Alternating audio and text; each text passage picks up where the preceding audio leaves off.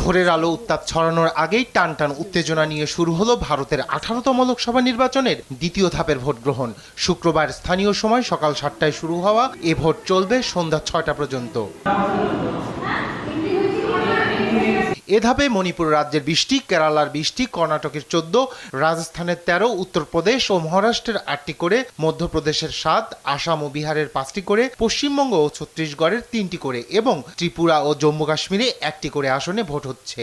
পশ্চিমবঙ্গের 3টি আসন হল দার্জিলিং, বালুরঘাট ও রায়গঞ্জ।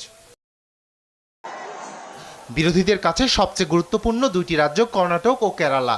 দ্বিতীয় দফায় সবচেয়ে বেশি আসনে ভোট হচ্ছে দক্ষিণের রাজ্য কেরালায়। রাজ্যের 20টি আসনেই ভোট গ্রহণ চলছে।